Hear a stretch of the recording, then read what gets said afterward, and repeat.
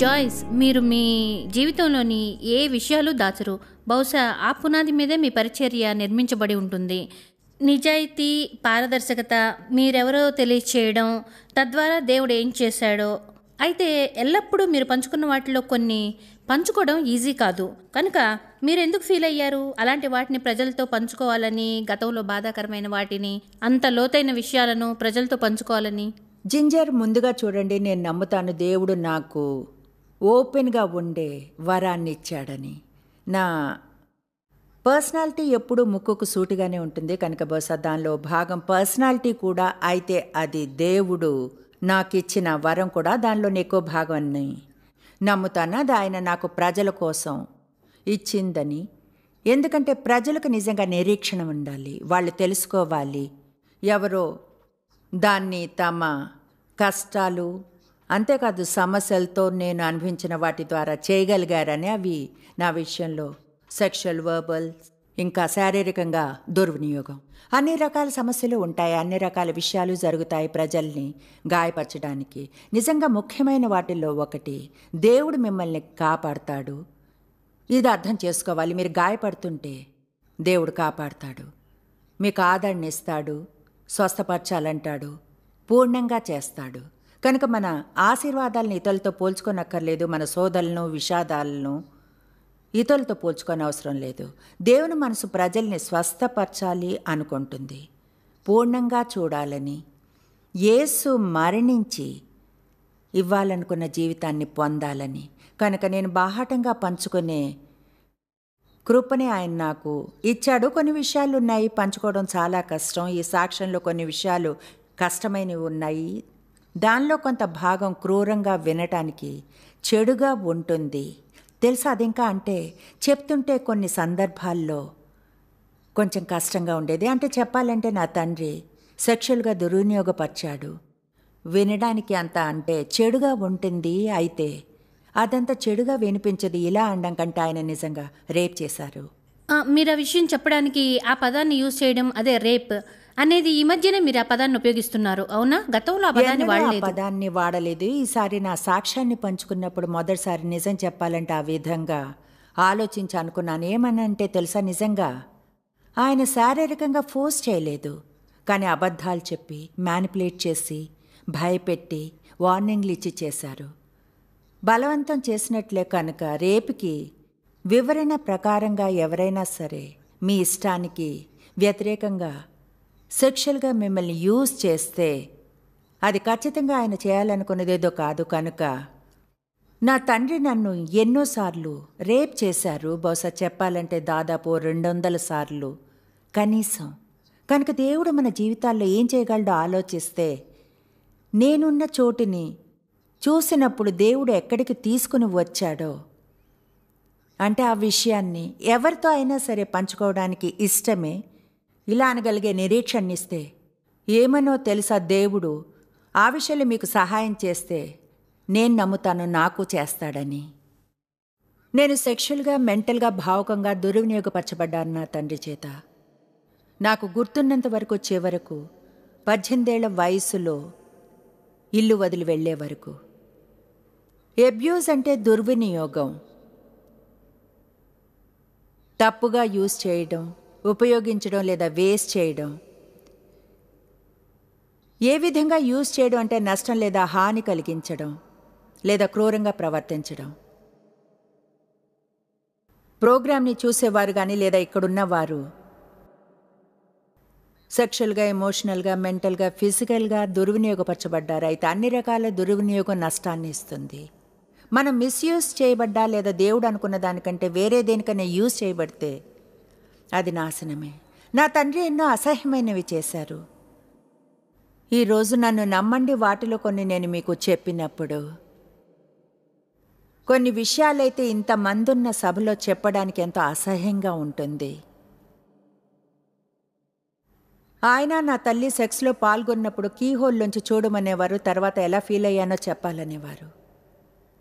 ఆయన ఉన్న గదిలోనికి వెళ్తే అక్కడ ఎవరూ లేకుంటే దగ్గరకు లాక్కునేవారు లేదా గుప్తాంగాలను చూపించేవారు, అదేదో ఉత్సాహపరుస్తుంది అన్నట్లుగా. ఎప్పుడు అవకాశం దొరికినా నా పర్సనల్ చోట్లలో ముట్టుకునేవారు. ఆయన ఉన్న గదిలోనికి వెళ్ళాలంటే నాకు అసహ్యం. నాకు గుర్తుంది ఇంటి వద్ద ఉన్నప్పుడు నా లక్ష్యం ఆయన ఉన్న చోటుకు దూరంగా ఉండడమే. ఆయన బేస్మెంట్లోనికి వెళితే లేదా గ్యారేజ్లోనికి ఏదైనా పని కొరకు నన్ను ఒక 10-15 నిమిషాలు వెయిట్ చేయమని తర్వాత తాను ఉన్న చోటుకి రమ్మనేవారు, ఏదో నేను ఆయన వెతుకుతున్నట్లుగా. తర్వాత నన్ను మాలిష్ చేసేవారు, నన్ను ముట్టుకుని ఆయన్ని ముట్టుకోమనేవారు. నాకెప్పుడూ భయంగానే ఉండేది, మా అమ్మ వస్తుందేమో చూస్తుందేమో అని. ఆయన కారులో ఎక్కడికైనా వెళ్తుంటే మా అమ్మ ముందు మారం చేయమనేవారు, నేను వస్తానని. నేను ఆయన్ని తీసుకుని వెళ్ళమని ప్రాధేయపడాలి, ఆయన సరే అనేంతవరకు. ఒకలా అదెంతో ఆసక్తికరంగా ఉండేది. ఆయన అదంతా సెటప్ చేసినట్లు ఉండేది నా కోసం. నాకు నిజంగా వెళ్ళాలని ఉండేది కాదు. నాకు తెలుసు వెళ్తే ఏమవుతుందో. అయితే ఆయన చెప్పినట్లు చెయ్యాల్సిందే. మా అమ్మ ప్రతి శుక్రవారం పచారీ కొట్టుకు వెళ్ళేది. ఆవిడతో వెళ్ళాలని నాకు కోరిక. ఆయన నేను ఇంటి దగ్గరే ఉంటాను అనమనేవారు, లేదా వెళ్ళలేకపోవడానికి సాకులు చెప్పమనేవారు. ఆమె వెళ్ళిన తర్వాత నన్ను రేప్ చేసేవారు. స్విమ్మింగ్కి వెళితే ఆయన్ని అడగాలి నేర్పమని. అప్పుడు ఆయన నన్ను నీళ్లలోనికి తీసుకెళ్ళి నా మీద చేతులు వేసేవారు.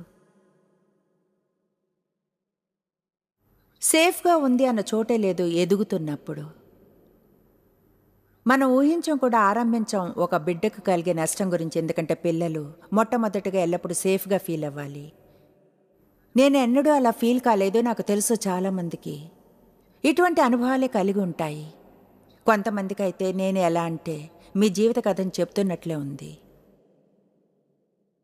ఆయన స్కూల్ నుంచి అమ్మాయిలు తీసుకురమ్మనేవారు, వారితో కూడా ఏదో చేయడానికి. నేను అమ్మాయిల కొరకు సాకులు చెప్పి తప్పించుకునేదాన్ని. పక్కిట్లో ఉండే అమ్మాయిని దుర్వినియోగం చేశారు కొన్నిసార్లు. మేమిద్దరం ఫ్రెండ్స్మే. నాకు గుర్తుంది, ఆయన ఒంటరిగా ఉన్న చోటుకు తీసుకుని రమ్మనేవారు. తర్వాత నన్ను వెళ్ళి వేరే ఎక్కడో ఉండమనేవారు. ఆయన పని అయ్యేంత వరకు నేను నిజంగా ఎంతో అవమానంగా ఫీల్ అయ్యేదాన్ని. నా పైన నాకే అసహ్యం, నా పేరెంట్స్ అంటే అసహ్యం, వాళ్ళు చేసే పనులంటే అసహ్యం. నేను పెద్ద అయ్యే వరకు నాకు తెలియలేదు అవమానపు సమస్య అంటే ఏమిటో. మీరెవరో ఆ విషయంలో అవమానంగా ఉంటే అదెలా మీ ఆలోచనలు, ప్రవర్తన విషితుల్యం చేస్తుందో. ఎంతో కృతజ్ఞతలు దేవుని వాక్యం అది చెప్తుంది. మీ గత అవమానానికి రెట్టింపు ప్రతిఫలాన్నిస్తాను, రెండింతలు ప్రతిఫలాన్నిస్తాను. మీకో విషయం చెప్తాను. మీరు మంచిగా పెంచబడితే వెళ్ళి మీ పేరెంట్స్ని కిస్ చెయ్యాలి రోజుకు 3 సార్లు. ఒకవేళ దూరంగా ఉంచి మంచిగా పెంచబడినా, కొంచెం మంచిగా పెంచబడినా, ఆమేన్. సెక్షువల్ అబ్యూజ్ ఎంత అవమానకరమైందంటే ఎవరూ దాని గురించి మాట్లాడరు. ఎలా మాట్లాడాలో కూడా తెలియదు. నా తండ్రి నా ఫ్రెండ్ని దుర్వినియోగపరిచాక ఆమె నేను కలిసేవాళ్ళం. ఇద్దరిలో ఎవరు దాని గురించి మాట్లాడేవాళ్ళం కాదు. ఇప్పుడు ఆ విషయాలు ఆలోచిస్తే ఒకలా నా బుర్ర గోక్కుని ఆలోచిస్తుంటాను. అది నా పట్ల ఎంత అసాధారణమైందంటే ఎంతో భయంకరమైంది. ఎవరికి దాని గురించి మాట్లాడడం కూడా ఇష్టం లేదు. స్కూల్లో నార్మల్గా ఉన్నట్లే ఉండేదాన్ని. అయితే ఎల్లప్పుడూ ఒంటరిగా ఫీల్ అయ్యేదాన్ని. ఇప్పుడు వేరుగా ఫీల్ అయ్యేదాన్ని. అక్కడ ఫిట్ అయినట్లు అనిపించేది కాదు. ఎవరితోనూ స్నేహం చేసేదాన్ని కాదు. ఎన్నడూ స్కూల్ తర్వాత జరిగే ఆటల్లో పార్టిసిపేట్ చేయకూడదు. ఎటువంటి బాల్ గేమ్కి వెళ్ళలేదు. ఎటువంటి స్పోర్ట్స్ యాక్టివిటీకో ఎందులోనూ పాలు పంచుకునేదాన్ని కాదు. స్కూల్ నుంచి ఇంటికి వెళ్ళడానికి ఇంత టైం అనేది ఉండేది. నా తండ్రికి ఎప్పుడు అనుమానంగా ఉండేది ఎవరైనా అబ్బాయితో ఏమైనా చేస్తానని. ఆసక్తికరంగా ఉంటుంది. నేరాభావం అనుమానానికి దారి తీస్తుంది అంటే. ఫ్రెండ్స్ లేరు, ఎన్నడూ డేట్ చేయనిచ్చేవారు కాదు, ఏ పార్టీకి వెళ్ళలేదు. నా తండ్రి గ్రాడ్యుయేషన్ డ్రెస్ కొని ఇవ్వలేదు. ఒక క్లాస్ రింగ్ లేదా సీనియర్ పిక్చర్స్ అవన్నీ పనికి రానివని అనుకునేవారు, డబ్బులు వేస్ట్ అని. మా క్లాస్మేట్స్కి చెప్పాల్సి వచ్చేది ఎందుకు వాళ్ళు చేసేవి నేను చేయలేకపోతున్నాను. దేని వద్దకు వచ్చేదాన్ని కాదు, వెళ్ళేదాన్ని కాదు. ఒక క్లాస్ రింగ్ పొందలేదు, ఇది చేయలేను, అది చేయలేను. అదంతా నటనే. మరిన్ని కథలు అల్లి చెప్పడం, అదంతా భయంకరంగా ఉండేది. అక్షరాల భయంకరం. నాకు గుర్తుంది, అప్పుడు చాలా చిన్నదాన్నే. స్కూల్లో హ్యాలోవిన్ పార్టీ జరిగింది. మా అమ్మకి అవేం తెలియవు. ఆమె వద్ద ఎక్కువ డబ్బు ఉండేది కాదు. ఆమె నాకు అసహ్యమైన రబ్బర్ వుల్ఫ్ మాస్క్ ఉంది. మిగతా పిల్లలందరూ వచ్చినప్పుడు వాళ్ళ అమ్మలు రాజ్కుమారి డ్రెస్సెస్ వేశారు, చిన్న ఏంజల్స్లా ఉన్నారు. షిఫాన్ బట్టలు, వాళ్ళంతా ఎంతో అందంగా కనిపించారు. నేను తోడేలు మాస్క్తో ఉన్నాను. నాకు గుర్తుంది స్కూల్ వెనుక మూలకు వెళ్ళి దాక్కోవడం, ఎందుకంటే అంత అసహ్యంగా ఉన్నట్లు అనిపించింది. అలాంటి విషయాలు గుర్తు చేసుకుంటే ఆసక్తికరంగా ఉంటాయి. నాకు గుర్తుంది స్కూల్ వెనుక ఆ మూలన ఉండడం, ఆ తోడేలు మాస్క్ని వేసుకుని ఎలా కనిపించాను. అలానే ఫీల్ అయ్యాను అనిపించింది. మిగతా అందరూ ఏంజల్స్లా ఉన్నట్లు, నేను తోడేలుగా. నాలో ఘోరమైన అవమానకరమైన రహస్యం ఉంది, లోపల తినేస్తూ. తెలుసా జింజర్, నేను ఎక్కువగా భయం గురించి మాట్లాడుతుంటాను. బహుశా అత్యంత నష్టకరమైన వాటిలో ఒకటి అక్షరాల నాకు అసలు గుర్తు కూడా లేదు చిన్నప్పుడు భయపడకుండా ఉన్నాను అనేది. మాకు అర్థమయ్యేలా చెప్పండి అది ఎలా ఉండేదో, ఎందుకంటే చాలామంది ప్రస్తుతం అందులో చిక్కుకొని ఉన్నారు. మరి మీరివ్వగలిగే ఉదాహరణ ఏమిటి? ఆ జీవన శైలిలో చిక్కుకున్న ఒక యవ్వనస్తురాలిగా జింజర్ ఎన్నడూ సేఫ్గా ఫీల్ కాలేదు. నేను అనుకోవడం బహుశా స్త్రీలు ప్రత్యేకంగా సేఫ్గా ఫీల్ అవ్వాలి, వాళ్ళని జాగ్రత్తగా చూసుకోవాలి. ఎందుకంటే నేను ఎన్నడూ అలా ఫీల్ కాలేదు. నా తండ్రి రాత్రుళ్ళు పనిచేసేవారు కనుక ఆయన పనికి దాదాపు 3 గంటలకు వెళ్ళేవారు, మధ్యాహ్నం తిరిగి అర్ధరాత్రి ఇంటికి వచ్చేవారు. నేను మెలకుగా ఉంటే తాళం తెరిచే శబ్దం వినిపించినప్పుడు ఆ భయం వేసేది నాకు. ఎందుకంటే ఎన్నడూ ఆయన ఏం చేస్తాడో నాకు తెలిసేది కాదు. ప్రతి శనివారం రాత్రి ఆయన బయటికి వెళ్ళి బాగా త్రాగొచ్చేవారు. అప్పుడు అది వారాంతంలో ఆయనకు అది పెద్ద వినోదం. ఆయన తన పని శుక్రవారం ముగించి తర్వాత ప్రతి శనివారం మధ్యాహ్నం చాలా త్వరగా బయటికి వెళ్ళి తాగడం ఆరంభించేవారు. తర్వాత అర్ధరాత్రి దాటాక ఇంటికి వచ్చేవారు 4 లేదా 5 గంటలకు ఉదయాన. మంచి రోజులు అని చెప్పబడేవి కూడా. మంచి రోజులంటే ఎటువంటి సెక్షువల్ అబ్యూజ్ అనేది లేకుండా, లేదా మా అమ్మకు ఆయనకు మధ్య ఎలాంటి సమస్య లేని రోజున మేము ఉండే వాతావరణం నిజంగా భయంతో సూపర్ చార్జ్ అయి ఉండేది. ఎందుకంటే మనకి తెలియదు, స్థిరత్వం అనేది లేదు. ఎప్పుడు మారుతుందో. అవును స్థిరత్వం అనేది లేదు కనుక ఆయన మూడ్ ఎప్పుడు మారుతుందో. ఒకసారి మనం ఏదైనా చేస్తానికి దాంతో ఏ సమస్య ఉండదు, అయితే ఆయన మూడ్పై ఆధారపడి ఉంటుంది. మరొకసారి అదే పని కోపం తెప్పిస్తుంది. కనుక బేసిక్గా నేను ఎంతో కంట్రోల్డ్గా ఉండే వాతావరణంలో జీవించాను. అంటే ఆయన ఎక్కువగా అధికారం చేసేవారు. నేను ఎప్పుడూ అంటాను, ఆయన టీవీలో చూసేదే మనము చూడాలి, ఆయన లేచినప్పుడే లేవాలి, పడుకున్నప్పుడే పడుకోవాలి, ఏం వండాలో ఆయనే నిర్ణయించేవారు, వాటిని మనం తినాలి. ఇంకా తెలుసా, చెప్పాలంటే దుర్వినియోగం వల్ల నాకు కలిగిన నష్టాల్లో ఒకటి బహుశా ఆయన నన్ను అడగడం. అంటే ఇది వినడానికే అసహ్యంగా ఉంటుంది. అయితే నేను చిన్నదానిగా ఉన్నప్పుడు 8-9 ఏళ్ల వయసులో చూడ్డానికి పోర్నోగ్రఫీ ఇచ్చేవారు. తర్వాత అది చూసి ఎలా ఫీల్ అయ్యానో చెప్పమనేవారు. నేను ఆయనకి చెప్పకపోతే ఆయన కోరుకున్నది కోపం వచ్చేది. కనుక ఇప్పుడెంతో కాలరిక్గా ఉండడాన్ని మీరు అర్థం చేసుకోవాలి. నాది చాలా స్ట్రాంగ్ కాలరిక్ పర్సనాలిటీ.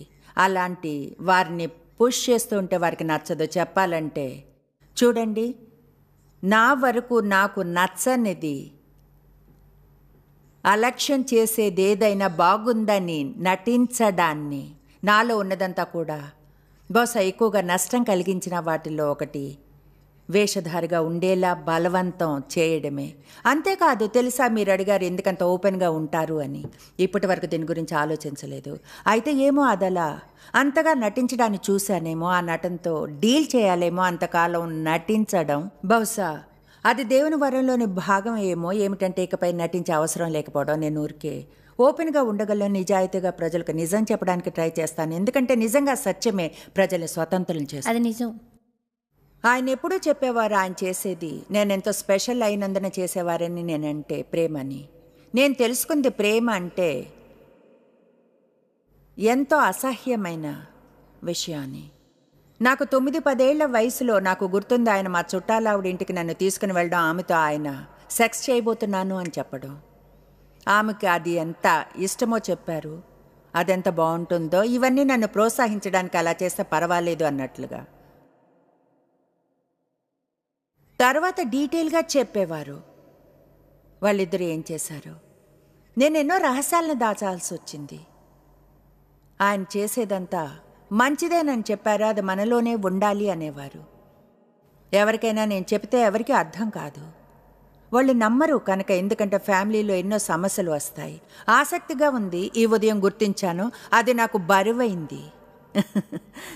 ఫ్యామిలీలో సమస్యల్లో తేకూడదు అని నాకున్న బాధల వలన. బహుశా ఒకే ఒకటి అతిపెద్ద విషయాల్లో నేను డీల్ చేయవలసింది, ఈనాటి వరకు దానికి వ్యతిరేకంగా నిల్చునేది బాధ్యత యొక్క తప్పైన అవగాహన. నేనేమాత్రం బాధ్యత కాని వాటికి నన్ను నేను బాధ్యురాలినిగా చేసుకోవడమే. మీకో విషయం చెప్తాను, నేను నావే కాదు మీ సమస్యలను ఎదుర్కొంటాను. మీకుంటే పనికిరాని విషయాలకు నాకు నేనే బాధ్యత తీసుకుంటాను.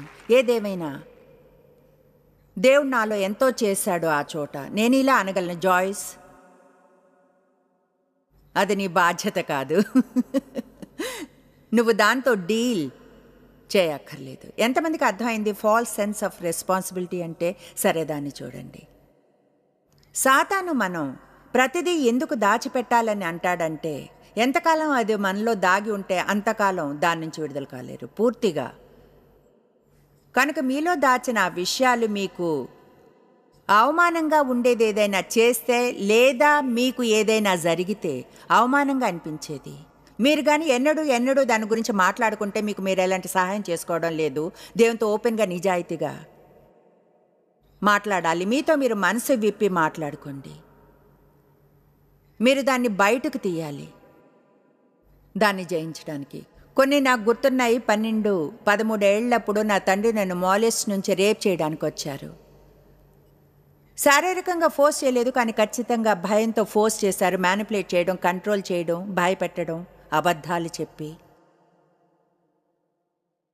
ఇది ఈసారి రెడీ చేయడానికి నాకెంతో ఆసక్తిగా అనిపించింది. ఎందుకంటే గతంలో ఇన్నేళ్ళు దీని గురించి చెప్తున్న ఈ పదాన్ని నేను వాడలేదు, రేప్. మొదటిసారి నేను అది చెప్పినప్పుడు 3 వారాల క్రితం దీన్ని తయారు చేసేప్పుడు ఎంతో వైలెంట్గా అనిపించింది నాకు కూడా. ఎందుకంటే ఎప్పుడు సెక్షువల్ అబ్యూస్ అన్నాను, అయితే దేవుడే దీన్ని నా మనసులో ఉంచాడు. ఎందుకంటే బహుశా మనకు మత్తిచ్చినట్లుంటుంది ఈ పదంతో, సెక్షువల్ అబ్యూస్. అక్షరాల ఆయన చేసింది, నన్ను రేప్ చేశాడు. ప్రతి వారము చేసేవారు, వారానికి కనీసం ఒకసారి. నాకు 18 ఏళ్ళు వచ్చే వరకు నాకు కొంచెంగా తెలివి వచ్చి గుర్తించాను. ఏమనంటే నా తండ్రి ఎవరిని నేను నమ్మాలో, ఎవరైతే నన్ను కాపాడాలో, ఆయనే కనీసం 200 సార్లు రేప్ చేశారు 18 ఏళ్ళు వచ్చే వరకు. ఇప్పుడు నాకది అసలు ఎలా జరిగింది? నేను ఈరోజు మీ ముందు నిల్చుని ఉన్నాను. ఈరోజు ఉన్న స్థితిలో ఒకవేళ దేవుడు సజీవుడు కాకుంటే ఎలా జరుగుతుంది? దేవుడు లేకుండా ఇదంతా ఎలా సాధ్యం? అపవాదికి మీరు ఇవ్వగల పెద్ద షాక్ దేవునికి మీ బాధనిచ్చి ఆయన దాన్ని లాభంగా చేయనివ్వడమే. మీ గందరగోళాన్ని ఆయనకిచ్చి అది మీ సందేశంగా మారనివ్వడమే. ఎందుకంటే చూడండి, నేను మీకు చెప్తే గాయపడ్డం అంటే ఏమిటని నన్ను నమ్ముతారు.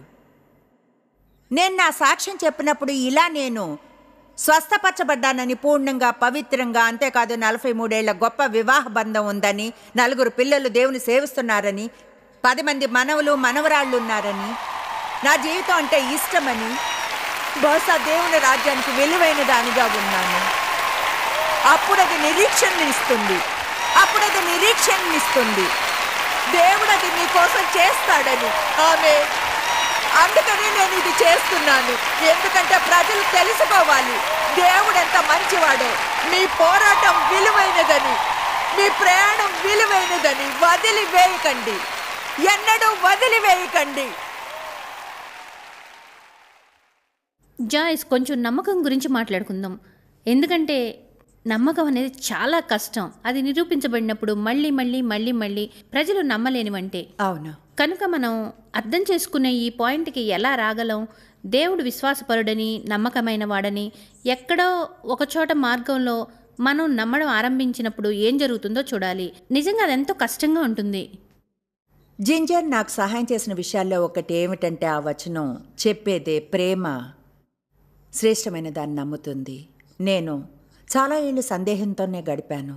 ఎందుకంటే కేవలం నా తండ్రి నన్ను అబ్యూస్ చేశారు. అంటే 2-3 వేరే పురుషులు అదే చేయాలనుకున్నారు. మా ఆఫీస్లోని బాస్ ఒకరు, మా అంకుల్, తర్వాత ఒక గ్రాండ్ ఫాదర్.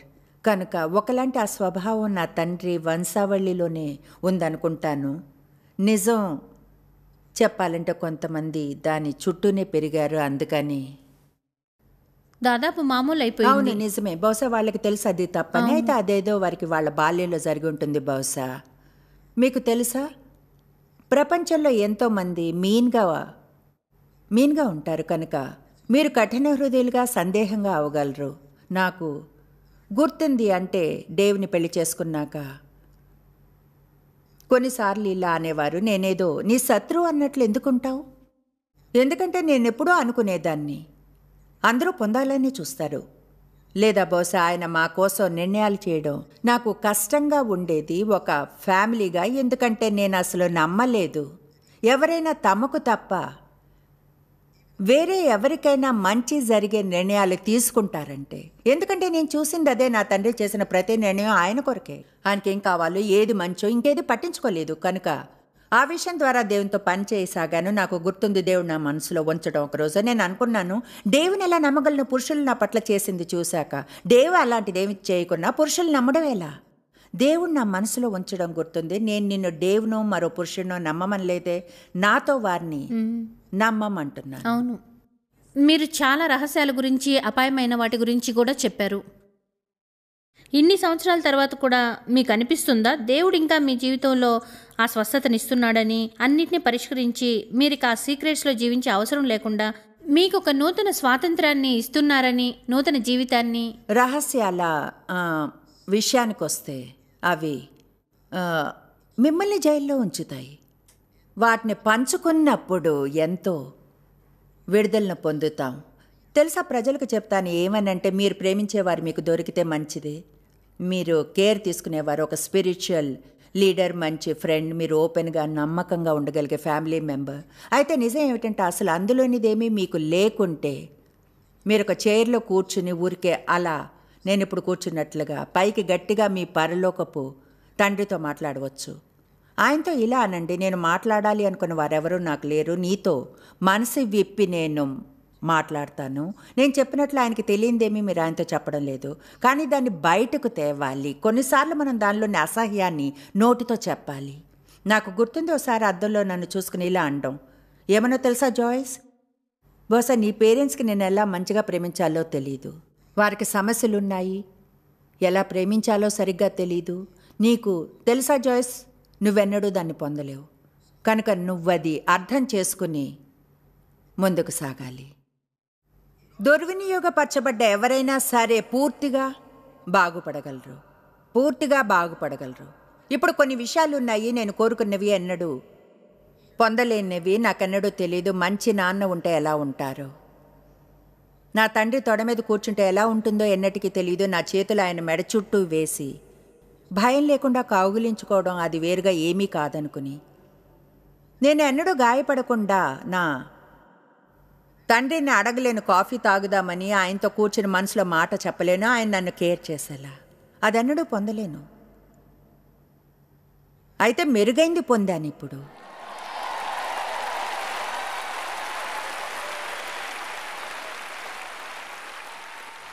దేవునితో నడక ఉంది కనుక, సంబంధం ఉంది కనుక. చూడండి, అదే అత్యంత అద్భుతమైన విలువైన విషయం ఈ పూర్తి ప్రపంచంలో. బైబిల్ కీర్తనలు 27:10 చెప్తుంది, నీ తల్లిదండ్రులు నిన్ను విడిచినను నేను నిన్ను దత్తు తీసుకుని నా సొంత బిడ్డగా చేసుకుంటాను. ఆమేన్. ఆయన నన్ను శారీరకంగా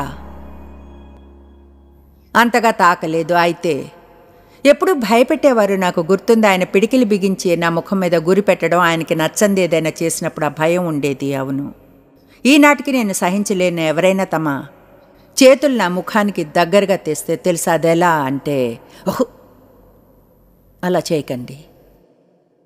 ఆయన ఒక కంట్రోలర్, అన్నీ ఆయన అనుకున్నట్లే జరగాలి. దుర్వినియోగపరచడంతో పాటు నా తండ్రి ఎంతో మీన్గా ఉండేవారు.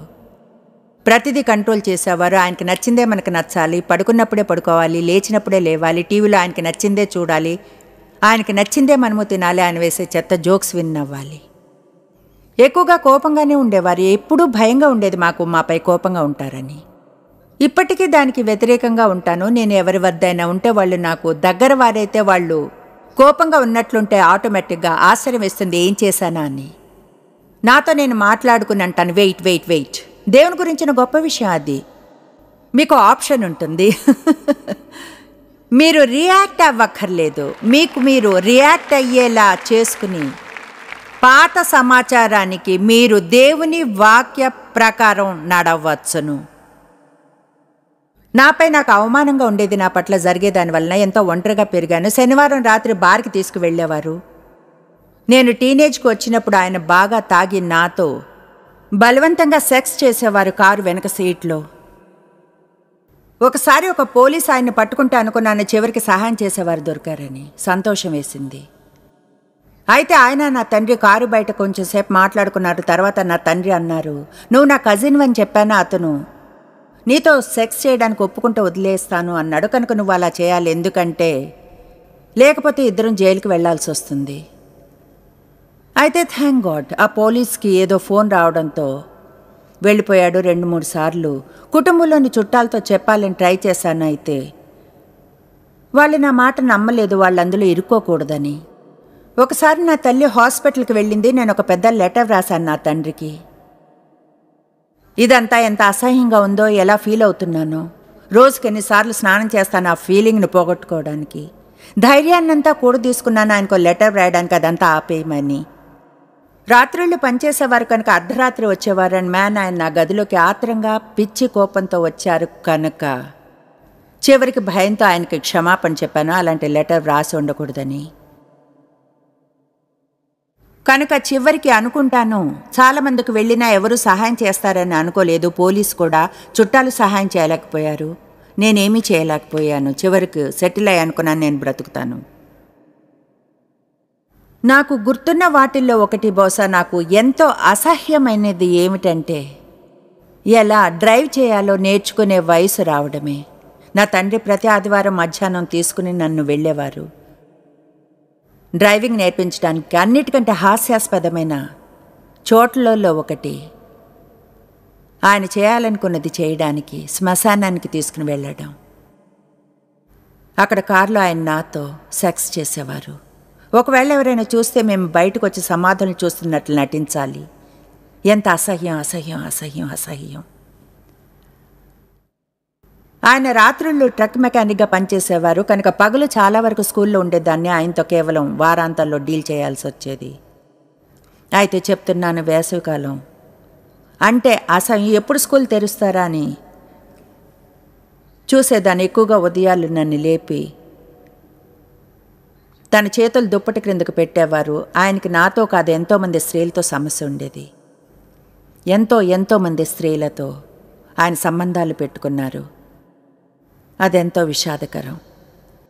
సంతోషంగా ఉంది చెప్పడానికి, దేవుడు నాకు పూర్తి కృపనిచ్చాడని 100% నా తండ్రిని క్షమించడానికి. కొంచెం టైం పట్టింది, అయితే అలా చేయగలిగాను. ఆయన్ని క్షమించాను, అయితే పూర్తిగా క్షమించలేదు. నేను గుర్తించాను, దేవుడు నన్ను అడిగినప్పుడు కొన్ని ఏళ్ల క్రితం నా తండ్రిని అమ్మను సెంట్ లూయిస్కి, వారున్న సౌత్ ఈస్ట్ మిసోరీ నుంచి తీసుకుని మా ఇంటి దగ్గరలో పెట్టి వారు మరణించేంతవరకు చూసుకోమని నేను అనుకున్నాను. దేవా, నువ్వు తమాషా చేస్తున్నావా అంటే ముందుగా కాదన్నాను. అలా ఏమాత్రం చేయలేను దేవా, సజీవుడైన దేవుడు నన్ను అలా చేయమనడు. ఎందుకంటే వారున్న చోట నేను వారితో ఏడాదిలో 2 సార్లు డీల్ చేయాల్సి వచ్చేది. సెలవుల్లో వెళ్ళి కొంచెం డబ్బులు ఇచ్చి మనసులోంచి ఆ విషయాన్ని తీసేయడం. దేవుడు అన్నాడు, వాళ్ళకి వయసు అయిపోయింది. నేను అలాంటి వాళ్ళు నాకేం చేశారు తెలుసా? దేవుడేమన్నాడు, నువ్వు బ్రతికున్నావు. వాళ్ళిద్దరూ కలిసి నీకు జీవితాన్ని ఇచ్చారు కనుక అది నాకెంతో కష్టమైంది. దేవా, అలా చేయడం నాకు కష్టం. అప్పటికే నాకు అనుభవం వచ్చింది. దేవుడు ఎప్పుడు డీల్ చేస్తున్నాడో తెలుసుకునేలా దేవుడు ఎన్నడూ అది మన మేలుకు కాకుంటే ఏది చేయమని చెప్పడని మీరు అది గుర్తుంచుకోవాలి. దేవుడు ఎన్నడూ అది మీ మేలుకు కాకుంటే ఏమీ చేయమని చెప్పడు అని. మీరు మీ సాక్ష్యాన్ని పంచుకున్నప్పుడు అదెంతో ఈజీ నిజాన్ని వినడం అనేది. అయితే ఒంటరితనం మరియు వదిలివేయబడ్డ ఫీలింగ్స్ అనేవి చాలా ముఖ్యమైనవి కనుక మీరు దాని నుంచి ఎలా వర్కౌట్ చేయగలిగారు, చేసి ఆ వదిలివేయబడ్డ ఫీలింగ్స్ లేకుండా మీ జీవితం అంతా ఎలా కొనసాగించగలిగారు? జింజర్ ఒకటి మాత్రం నిశ్చయం ఏమిటంటే, అవమానపరచబడిన వారు ఎవరైనా ఎదురు తిరిగే భార్య అయినా, అవిశ్వాసంగా ఉన్న భర్త అయినా, బిడ్డలను సరిగ్గా ప్రేమించని పేరెంట్స్ అయినా లేదా దేనికోసమైనా మీరు అవసరం లేదన్న ఫీలింగ్ని కలగచేస్తే దత్తు తీసుకోబడిన కొంతమంది కూడా అలా ఫీల్ అవుతుంటారు. వారికి అర్థం కాదు, వాళ్ళకి జ్ఞానం ఉండదు, వాళ్ళ అసలు పేరెంట్స్ వాళ్ళని ఎందుకు ఉంచుకోలేదో, ఇంకా వాళ్ళ అటువంటి ఎన్నో విషయాల నుంచి వెళ్ళవచ్చును. దేవునితో సంబంధంలోని వాటిని గురించిన అందమైన వాటిలో ఒకటి ఏమిటంటే ఆయన ఆదరణ అంతటికి దేవుడు. కనుక అది సూపర్ న్యాచురల్ విషయం, మీ బుర్రకు అందనిది. దేవునితో సంబంధంలోనికి వెళ్ళినప్పుడు మీ జీవితంలో ఆయన ఆదరణిస్తాడు. ముఖ్యమైనది ఏమిటంటే మనసు నూతనీకరించుకోవాలి. అంటే నిజంగా చేయాలి. దేవుడు మీకోసం ఏం చేయాలనుకున్నా వేరుగా ఎలా ఆలోచించాలో మీరు నేర్చుకోవాలి. ఖచ్చితంగా మీరంతా ఆ విషయాన్ని అర్థం చేసుకోవాలి. వేరుగా ఆలోచించాలి. రోమా 12:1-2 చెప్తుంది, దేవుని వద్ద మన కోసం మంచి పథకం ఉందని. అయితే ఆ మంచి పథకాన్ని అనుభవించలేము మన వైఖరి మనసు పూర్తిగా దేవుని వాక్యం చేత నూతనీకరించబడినంత వరకు. కనుక ఆ ఫీలింగ్స్ అన్నీ కూడా మారతాయి దేవుని వాక్యాన్ని అధ్యయనం ఆరంభిస్తే. కేవలం అధ్యయనం చేయడమే కాదు, దేవునితో సమయం గడపాలి. తెలుసా ప్రజలెప్పుడు ఎలా అంటారంటే, నేను దేవునితో సమయం గడిపినప్పుడు ఏం చేయాలి? అదేదో పెద్ద ఫార్ములా ఏమీ ఉండదు దానికి. అది దేవునికి సమయం ఇవ్వడం గురించే. మీకు వేరే ఏమీ లేకుండా గదిలో కూర్చొని మొరపెట్టి చెప్పండి, దేవా నువ్వు నాకు కావాలి. అదెంత విలువైంది. ఎందుకంటే బహుశా దేవుణ్ణి దానితో గౌరవించినప్పుడు ఆయనతో క్రమంగా ఆ సమయాన్ని తరువాత వేరువేరు విషయాలు వేరువేరు సమయాలు జరుగుతాయి. మీరు ప్రార్థిస్తారు, చదువుతారు, పాడతారు, మొరపెట్టుకుంటారు, ఆలోచిస్తారు. అయితే దేవునితో సమయం గడపాలి. మీరు వాక్యం చదువుతుండగా సమయం గడుపుతారు. కొంచెం కొంచెంగా మహిమ నుండి మహిమకు నెమ్మదిగా ఆ చెడు ఫీలింగ్స్ అన్నీ వెళ్ళిపోతాయి. ఒకవేళ మీరు దుర్వినియోగపు స్థితిలో ఉంటే ఇప్పుడే నిర్ణయం తీసుకోవాలి. ఎవరినో క్షమించడం అంటే తప్పనిసరిగా దాని అర్థం మీరు దుర్వినియోగపరచబడి తోసివేయబడే స్థితిలో ఉండడం కాదు. స్వస్థపడే ఆ క్రమంలో అది ఖచ్చితంగా చెడు ఫీలింగ్స్ అన్నిటినీ జయించే క్రమమే. ఇప్పుడో అప్పుడో దేవుడు మిమ్మల్ని ఏ పాయింట్కి తీసుకుని వస్తాడంటే మీరు పూర్తిగా మిమ్మల్ని గాయపరిచిన వారిని క్షమించే స్థితికి వస్తారు. నాకు తెలుసు విన్న వెంటనే అది అసాధ్యం అనిపిస్తుందని, హాస్యాస్పదంగా, అన్యాయంగా. అయితే హద్దుగీత ఏమిటంటే మీరు చేయగలిగే నిర్ణయం చేసుకోవడం, దేవుడు చేయమనేది చేయాలని. అది నిర్ణయంతో ఆరంభించండి. మీరు చేయగల వాటిలో ఒకటి మిమ్మల్ని గాయపరిచిన వారికే ప్రార్థించండి. వారిని తిరిగి గాయపరచాలనుకోకండి. వాళ్ళని దేవుని హస్తాల్లో ఉంచండి. అలా అనిపించుకుంటే దేవుడే మిమ్మల్ని చూసుకుంటాడు. మీరు వారి రక్షణ కొరకు ప్రార్థించండి. యేసు శిలువ మీద ఉన్నప్పుడు చేసింది చేయండి. తండ్రి వారిని క్షమించి వారు ఏం చేస్తున్నారో వారికి తెలియదు. కనుక మీరు క్షమించడం అనేది చాలా ముఖ్యమైంది. అది మిమ్మల్ని గాయపరిచిన వారికి కూడా ముఖ్యమే, అయినా అది మీకు చాలా ముఖ్యం. ఎందుకంటే ఆ క్షమాపణలేమి అనేది విషయం లాంటిది, ప్రాణంలో ఉండే పగ. మీ జీవితం చేదుగానే ఉంటుంది ఆ విషయాన్ని వదిలించుకోకపోతే. మేము నా తండ్రిని అమ్మను సెయింట్ లూయిస్కి తీసుకుని వచ్చినప్పుడు వాళ్లకు ఇల్లు కొనిచ్చాం. దాచుకున్న డబ్బంతా దాదాపు వాడేశాము. వాళ్ళ కారు పాతదయింది, కొత్తది కొన్నాం, ఫర్నిచర్ కొన్నాం. ప్రతివారం ఎవరినైనా పంపి పచారీ సామాన్లు ఇప్పించేవాళ్ళం. రిపేర్ వస్తే చేయించాం. వాళ్ళ బట్టలన్నీ కొన్నాం. 3 ఏళ్ళు గడిచాయి. నా తండ్రిలో కనీసపు మార్పు కూడా లేదు. అప్పటికి ఏ పాయింట్కి వచ్చారంటే, అప్పుడప్పుడు చర్చ్కి వెళ్ళేవారు మాతో పాటు సెలవుల్లో. అయితే అప్పటికి పాములా నీచంగానే ఉండేవారు. ఒక థ్యాంక్స్ గివింగ్ ఉదయాన మా అమ్మ ఫోన్ చేసింది, మీ నాన్న నిన్ను రమ్మంటున్నారు, మాట్లాడాలంట. ఆమెంది నాకు తెలీదు ఆయనకి ఏమైందో, 3 వారాలుగా ఏడుస్తూనే ఉన్నారు. ఇంకా అంది, నాకు తెలుసు, అయితే నువ్వు వస్తే బాగుంటుంది. సరే డేవ్ నేను వెళ్ళాము. ఆయన నన్ను చూసి ఏడుస్తూ అన్నారు, నీతో చెప్పాలని ఉంది, నీ పట్ల చేసిన దానికి ఎంతో బాధపడుతున్నాను. ఇంకా అన్నారు, 3 ఏళ్లుగా నీతో ఒక విషయం చెప్పాలనుకుంటున్నా, అయితే ధైర్యం లేకపోయింది. నిజంగా లేదు. ఆయన డేమ్ చూసన్నారు, మీ స్థితిలో ఉన్న ఏ మగాడైనా నన్ను చంపేసి ఉండేవాడు, కానీ మీరు ఏమీ చేయకపోగా మంచిగా ఉన్నారు. అంతేకాదు,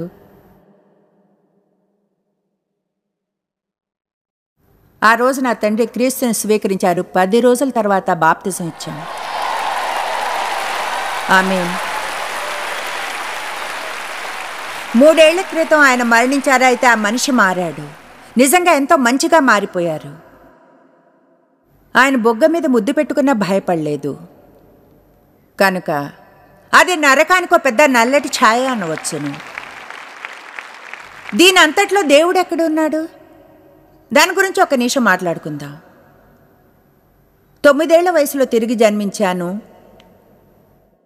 దొంగచాటుగా చర్చికి కొంతమంది చుట్టాలతో వెళ్లేదాన్ని. వాళ్ళని చూడ్డానికి వెళ్ళినప్పుడు నా తండ్రి తాగడానికి వెళ్ళిపోయేవారు. అక్కడ శనివారం రాత్రి రివైవల్ సర్వీస్ జరుగుతుంది. అసలు నేను రక్షణ పొందాలన్నది ఎలా తెలుసో నాకు అర్థం కాలేదు. అంటే నా పేరెంట్స్ నన్ను ఒక లూథరన్ సండే స్కూల్కి పంపారు పక్కింటి వారితో. నా చిన్నతనంలో కనుక దేవుని గురించి కొంచెం తెలుసుకోగలిగాను. నిజంగా ఇది ఫనీగా అనిపిస్తుంది. అయితే ఆ రాత్రి చర్చికి వెళ్ళడానికి ప్లాన్ చేశాను. రక్షణ పొందాలనుకున్నా. అదే నా సంకల్పం. మా 2 కజిన్స్ని తీసుకుని వెళ్ళా. అన్న, ఈ రాత్రి చర్చికి వెళ్తున్నాం, రక్షణ పొందుదాం. కనుక బహుశా నాలో చిన్న ఇవాంజలిస్ట్ ఉంది గతంలో. అప్పటికే ఆ రాత్రి పాస్టర్ వేదిక పిలుపునివ్వలేదు. ఎంతో నిరాశ చెందాను. అయితే బహుశా అప్పుడు నాకు కొంచెం ధైర్యం ఉంది. మా 2 కజిన్స్ చేతులు పట్టుకుని ముందుకెళ్ళి ఆయన చూశాను. కళ్ళల్లోంచి నీళ్లు కారుతున్నాయి. అన్నాను, నాకు రక్షణ ఇవ్వగలరు. నాకు గుర్తుంది ఆయన రక్షణ ప్రార్థన చేయడం. ఎంతో బాధపడ్డారు వేదిక పిలుపునివ్వనందుకు.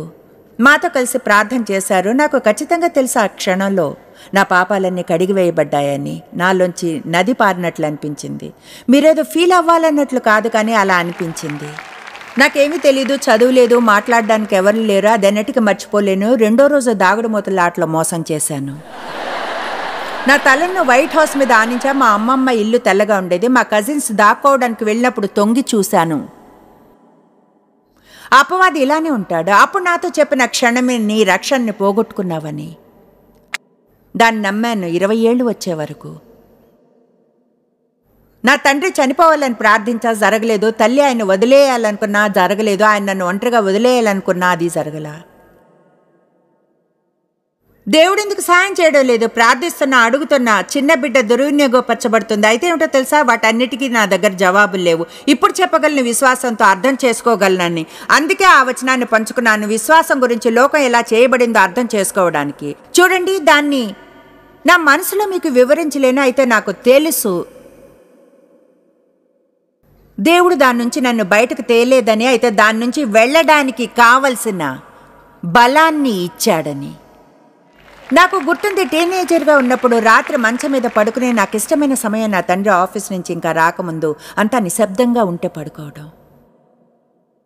నేను నా చిన్న పిల్లల చేష్టలతో ప్రార్థించి అనుకునేదాన్ని, ఏదో ఒక రోజున నేను ఏదైనా గొప్పది చేస్తాను అని. ఏదో ఒక రోజున నేను గొప్ప కార్యం చేస్తాను. బహుశా దేవుడు అందరిలోనూ గొప్పతనపు బీజాన్ని ఉంచుతాడు. మీ లోపల ఎన్నో సామర్థ్యాలుంటాయి మీరు ఊహించడం ఆరంభించే వాటికంటే. అయితే సాతాను క్రిందకు తోయాలంటాడు. అతడు మనల్ని కించపరిచి కృంగిపోయేలా చేస్తాడు, ప్రజలు అవమానపరచడం ద్వారా. అయితే మీరు తెలుసుకోండి, నేను దుర్వినియోగపరచబడి వదిలివేయబడిన, ఎవరు సహాయం చేసేవారు లేరనిపించిన అదెన్నటికీ ముగియదని. వాటన్నిటికీ మధ్యలో దేవునికి ఒక ప్లాన్ ఉంటుంది. దేవునికి ఒక పథకం ఉంటుంది. దీన్ని వివరించలేను కనుక నన్ను అడక్కండి. అయితే ఏళ్ల తరబడి ఇలా నన్ను అవును దుర్వినియోగపరచబడుకుంటే బాగుండేది. దేవుడు బాగవడానికి సహాయం చేశాడు. దాదాపు 3 ఏళ్ల క్రితం అది చెప్పాను. అయితే నిజమే, దుర్వినియోగపరచబడకూడదు. అయితే దేవుడు నన్ను ఆపి అన్నాడు, అలా అనడం మానే.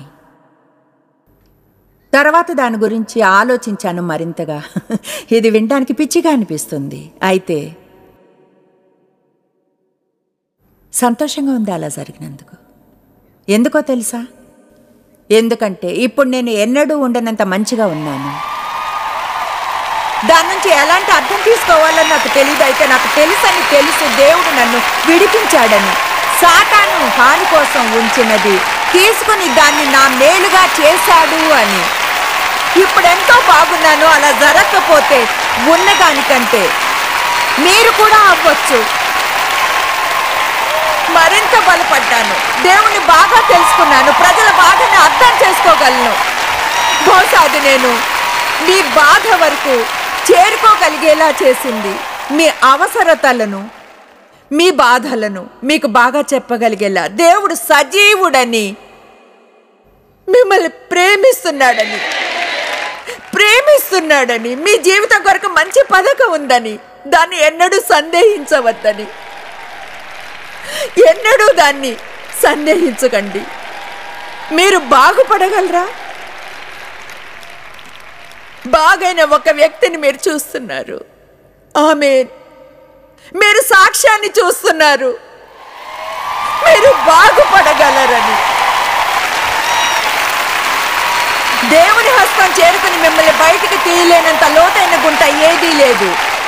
మీ పాదాలను బండ మీద ఉంచుతాడు. మీకు అద్భుతమైన జీవితాన్ని ఇస్తాడు.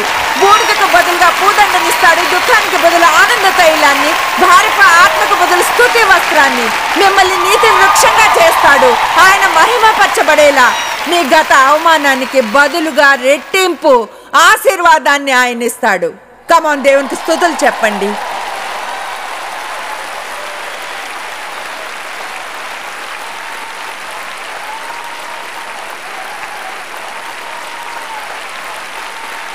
హల్లెలూయా. చూడండి, మీరు మీ కథను చెప్తుంటే విన్నప్పుడు నేను మీరు పంచుకున్న కొన్ని వివరాలను గురించి ఆలోచిస్తే ఆ చిన్నపిల్లని గురించి నా మనసు ఎంతో బాధపడుతుంది. ఈరోజు దేవుని స్త్రీగా మిమ్మల్ని చూస్తున్నాను. దేవుడు చేసిన ఆ స్వస్థతను అయితే ఇప్పటికీ ఇలా అనే వారి గురించి నేను ఆలోచిస్తాను. ఇది నాకు పనిచేయదు, నేను ఇంకా ఆ చోటనే ఉన్నాను. జాయిస్కి దేవుడిచ్చిన స్వస్థతను నేను పొందలేను. జాయిస్ని దేవుడు వేరుగా ప్రేమిస్తున్నాడు. ఏదేమైనా ఇలాంటి ప్రజలకు అర్థమయ్యేలా మీరు ఎలా చెప్పగలరు? దేవుడు అందరినీ ఒకేలా ప్రేమిస్తాడని, ఒకరికంటే మరొకరిని వేరుగా చూడడని, మనందరి పట్ల ఆయనకు ఒకే రకమైన ప్రేమ ఉందని. చూడండి, మీరు ఈ డీవీడీని చూస్తూ జింజర్ ఇప్పుడు చెప్పిన దాని గురించి ఆలోచిస్తుంటే తెలుసా అది జాయిస్కే నాకు కాదు అని. అంటే విశ్వాసం ఒక అడుగు. విశ్వాసం అంటే దాటడం. అదెలా అంటే హద్దుగీత ఏమిటంటే బహుశా మీరు ఇప్పుడు చేసేది కానీ పని చేయకుంటే అసలైతే అలా ఏం కాదు, లేదా చూడడం లేదు. మీరు ఆ విశ్వాసపు అడుగుని వేసేలా అనవచ్చుగా. ఏమన్నా తెలుసా, నేను నమ్ముతాను దేవుడు నాకు చేస్తాడని. నేను నమ్ముతాను దేవుడది నాకు చేస్తాడని. నాకు నిరీక్షణ ఉంటుంది. నేను నమ్ముతాను నా జీవితంలో ఏదైనా అద్భుతమైనది పొందుతానని ఆశిస్తాను. మీరు చేయగలది ఏదో తెలుసా? ఒకవేళ మీరు ఇప్పుడు 100% దాన్ని నమ్మరని నిజంగా చెప్పినా దేవునితో నటించక్కర్లేదు. మీకున్న చిన్న విశ్వాసంతో దేవుని వద్దకెళ్ళి అనండి, దేవా నువ్వు ఉన్నావని నమ్ముతున్నాను, ప్రజల్ని కాపాడతావని, ప్రేమను అర్థం చేసుకోవడానికి కష్టంగా ఉంది, నా అవిశ్వాసంతో సహాయం చేయి. అయితే మీరు చేయగలది వెంటనే మీకు బాగా సహాయం చేయగలది మీ నోటితో గట్టిగా చెప్పి ఒప్పుకోవడం. మీ జీవితంలో ఏం జరిగితే చూడాలనుందో అది దేవుని వాక్యంతో ఏకీభవించే వరకు మీరు వచనాన్ని తీసి చెప్పవచ్చు. కీర్తనలు 27:10 లాంటి దాన్ని, నా తల్లిదండ్రులు నన్ను తిరస్కరించిన దేవుడు నన్ను దత్తు తీసుకుని తన సొంత బిడ్డగా చేసుకుంటాడు. ఈ మధ్యనే తెలుసుకున్న వాటిల్లో ఒకటి సైంటిఫిక్గా కూడా నమ్ముతాం. మనం చేయబడ్డ విధానంలో సైంటిఫిక్గా నిరూపించబడిందని. ఏమిటంటే మనకు చెప్పుకునేది ఎక్కువగా నమ్ముతామని ఎవరైనా చెప్పిన దానికంటే. కనుక చెప్పగలను దేవుడు ప్రేమిస్తున్నాడని. మీరు అనుకోవచ్చు, నేను అసలు అలా ఫీల్ కావడం లేదు. అయితే రోజుకు 50 సార్లు అలా పైకి చెప్పడం ఆరంభిస్తే దేవుడు ప్రేమిస్తున్నాడు నన్ను ప్రేమిస్తున్నాడని చెప్తున్నాను. ఎన్నో రోజులు పట్టదు మీరు ఇలా అనుకోవడానికి. బహుశా ఆయన ప్రేమిస్తున్నాడేమో. నా జీవితంలో నేను అన్వయించుకున్న సిద్ధాంతం అదే. దానికి దేవుడు నా జీవితంలో తెచ్చిన స్వస్థతకు ఎంతో సంబంధం ఉంది. ఎందుకంటే బైబిల్ స్పష్టంగా చెప్తుంది మీరు లేని వాటన్నిటిని ఉన్నట్లుగా చెప్పాలని. మీకు తెలుసు కదా, లేదా ఎవరైనా సరే నా బోధన ఎక్కువగా విన్నా అది నిజంగా నా బోధనలోని సెంట్రల్ థీమ్ ఏమనంటే దాన్ని చెప్పడం ఆరంభించాలి. దాన్ని ఒప్పుకోవడం ఆరంభించి దేవునితో ఒప్పందంలోనికి రావాలి.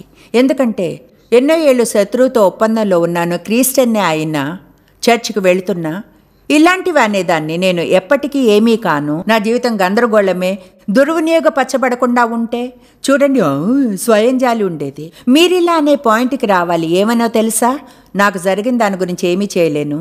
నేను ఎప్పుడు చెప్తుంటాను, ఏమనో తెలుసా, నా జీవితపు ఆరంభం బాగోలేదు, ముగింపు బాగుంటుంది. మీలోని ప్రతి ఒక్కరూ అలా చేయగలరు.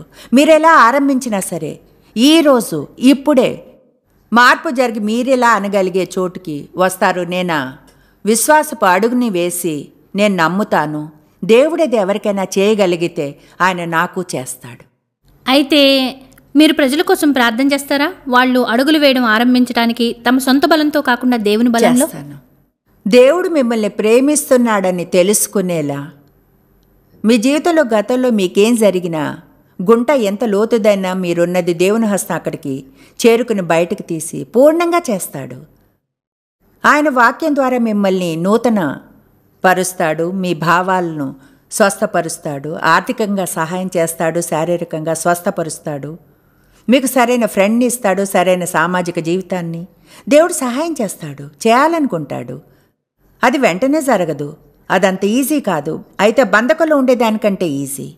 కొన్ని వెంటనే జరుగుతాయి, మరికొన్ని నెమ్మదిగా. అయితే మీరు చేయవలసిన నిర్ణయం ఏమిటంటే, ఈ ప్రయాణంలోనికి విశ్వాసంతో అడుగు వేస్తా, వదిలిపెట్టను ఎన్నడు. ఆరంభించడానికి ముందే నిర్ణయం తీసుకోండి వదిలిపెట్టమని. ఎందుకంటే దేవుడు మిమ్మల్ని వదిలిపెట్టడు. మీరు నిజంగా నిజాయితీగా ఉంటే, పూర్తి స్వస్థతను పొంది బాగుపడాలంటే జీవితంలో నాతో ప్రార్థనలు ఈరోజు ఏకీభవించండి.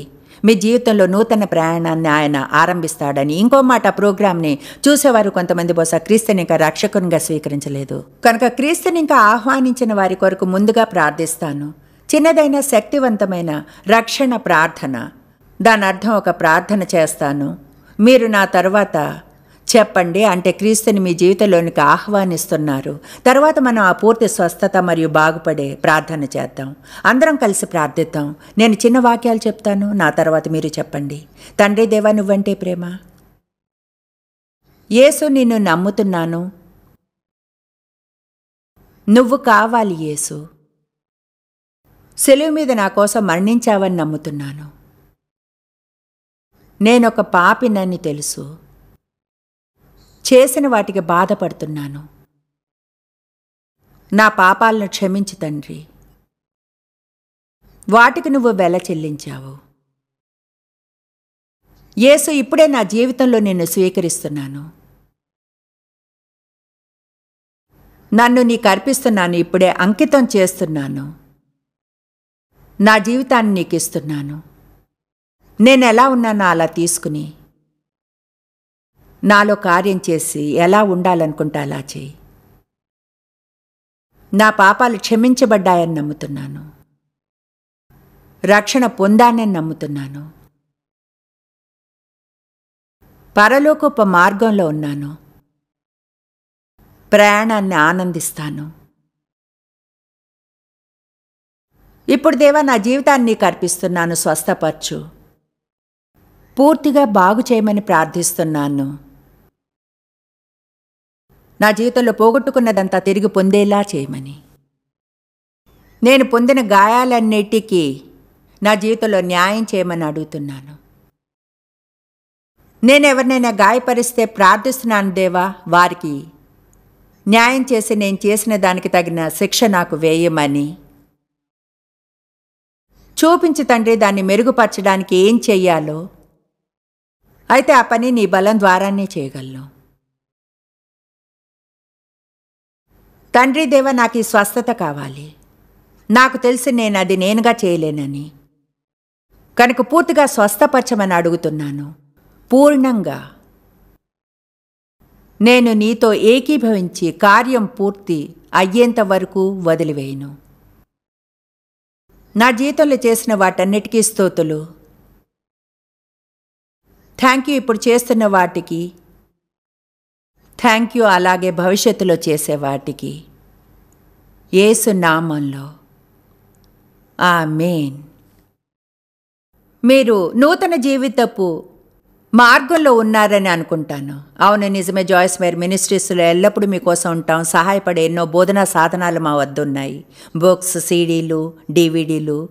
మీరు మా ఆఫీస్కి ఫోన్ చేస్తే ఎప్పుడైనా సరే ప్రార్థన చేస్తాం, లేదా అర్థం అయ్యేలా చేసి మా కొన్ని సభలకు వచ్చేలా చూస్తాము.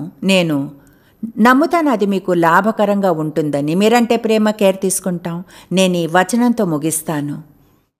మా ద్వారా ప్రతి స్థలమందు క్రీస్తును గూర్చిన జ్ఞానం యొక్క సువాసనను కనపరచుచు ఆయన యందు మమ్మును ఎల్లప్పుడూ విజయోత్సవముతో ఊరేగించుచు ఉన్న దేవునికి స్తోత్రము. దేవుడు స్వస్థపరుస్తాడు, తర్వాత ఇతరుల కోసం మిమ్మల్ని ఉపయోగిస్తాడు. God bless.